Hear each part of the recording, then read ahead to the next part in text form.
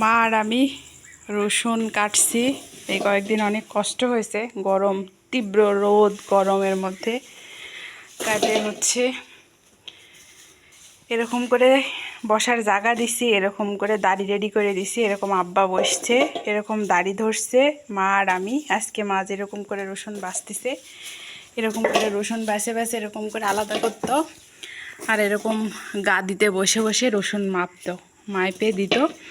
আমি এক সাইড থেকে বস্তা ধরছি, ধরে ধরে এই রসুনের মানে এই নাটোর অঞ্চলে, চলনবিল অঞ্চলে রসুনের জন্য বিখ্যাত। আর এই রসুন চাষ করে মানুষ প্রচুর পরিমাণে অর্থ উপার্জন করছে। এক সময় 8,000-9,000 টাকা মনে রসুন বিক্রি হয়েছে। তো আজকে আব্বার কথা খুব মনে পড়তেছে। এই সেই দাড়ি পাল্লা সব আব্বারই।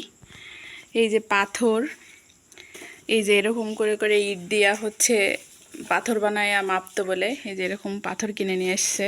এরকম করে রসুন, প্রচুর রসুন হয় জন্যে মাপার জন্যে। এখন তো ডিজিটাল মিটার বেরোইছে, আগে এরকম ডিজিটাল মিটার বেরোইছিল না। মা ওই যেরকম করে আলাদা করতো বস্তার মুখে দেওয়ার জন্যে। আর এগুলো যে এখন মাপ, তো মায়েরও এখন শক্তি নাই যে মা মাপবি।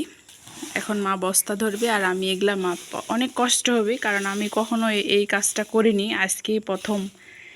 যে কাজটা আব্বা করতো সেই কাজটা আজকে আমি করতেছি।